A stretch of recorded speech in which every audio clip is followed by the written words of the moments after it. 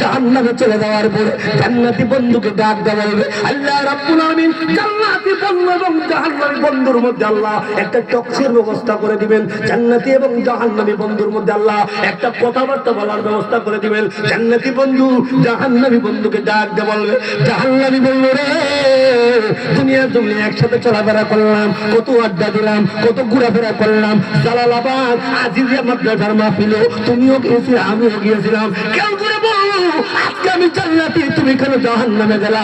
তার কারণটা একটু বর্ণনা করো। জাহান্নামী বন্ধু জান্নাতি বন্ধুকে ডাক দিয়ে বলবে, জান্নাতি বন্ধু রে, আমি জাহান্নাম হয়েছি চার কারণে। কয় কারণ?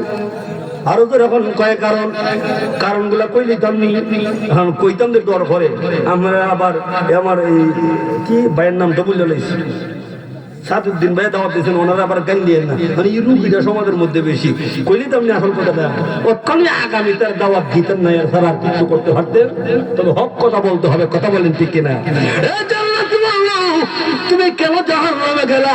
তখন জাহান্নামী বন্ধু প্রথম নম্বর কারণ তুলে ধরে, কালু লাম নাকু মিনাল মুসাল্লিন। প্রথম নম্বর কারণ আমি দুনিয়াতে মুসল্লি ছিলাম না, অর্থাৎ দুনিয়াতে আমি নামাজি ছিলাম না।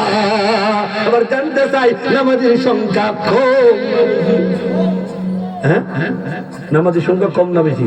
নামাজের কথা কইলে হুজুর কাহরওয়ালা না, কিতাবালা না।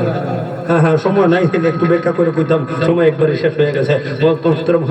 কত নম্বর কারণ হইল আমি দুনিয়াতে নামাজি ছিলাম না, আর এখন ব্যাখ্যা করবো না। এক নম্বর কারণ নামাজি ছিলাম না, আমি নামাজ পড়তাম না, তুমি নামাজ পড়তা। তবে বন্ধু জান্নাতি মাহফিলের মধ্যে যখন আজিদিয়া মাদ্রাসা মাহফিল যখন হয়েছিল, মাগরিব থেকে আসা পর্যন্ত কালাঞ্জের হুজুর বয়ান করছিলেন, তুমিও বয়ান শুনছিলা, আমিও বয়ান শুনছিলাম। কিন্তু যখন এশার আদান হয়েছে, তুমিও প্যান্ডেল থেকে বের হয়েছো, আমিও প্যান্ডেল থেকে বের হয়েছি। তুমি প্যান্ডেল থেকে বের হইয়া অজু করিয়া মসজিদের মধ্যে গিয়া আমার আল্লাহকে খুশি করেছো, আর আমি প্যান্ডেল থেকে বের হইয়া মাহফিলের উদ্দেশ্যে দোকান ভাট বলছিল, এই কারণে হানা সিগারেট টানছিলাম আর হুইলেনদের লগে দেখা লইছিলাম। প্রথম নম্বর কারণ কালু লাম নাকু মিনাল মুসাল্লিন, ব্যাখ্যা করব না, আমি এই জন্য নামাজি ছিলাম না, নামাজ পড়তাম না। দুই নম্বর কারণ ওয়ালাম নাকু ইউতিমুল মিসকিন, আমি মিসকিনদেরকে হাত দিতাম না, আল্লাহর রাস্তা দান করতাম না, আমি আল্লাহর রাস্তা দিতাম না, এই জন্য আমি জাহান্নামী। তুমি অল্প টাকার মালিক ছিলা, কিন্তু তুমি আল্লাহর রাস্তা দান করতা, আর আমি কোটি কোটি টাকার মালিক ছিলাম, আমি খালি কইতাম লাভের লাভ, লাভের লাভ, লাভের লাভ। আসেনি আমাদের শুদ্ধ আরো যখন শুদ্ধ আসেনি ওলামায়ে কেরামদের বিশ্বাস করেন আমি মিথ্যা কথা বলি না।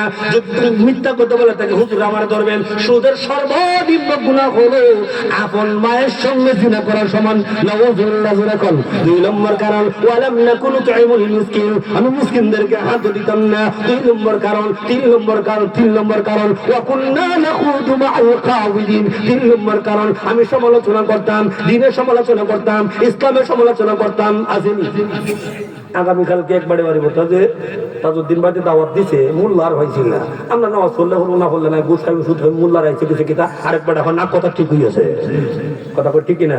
দেখবেন টেবিলের ইমাতাত দুই একলা, ইমাতাত দুই একলা, আরেকবার বদনাম গায়। হ্যাঁ আর কিস থেকে বুঝে আর না বুঝে হবে সব তোমার কথা ঠিক কথা রে আসেনি।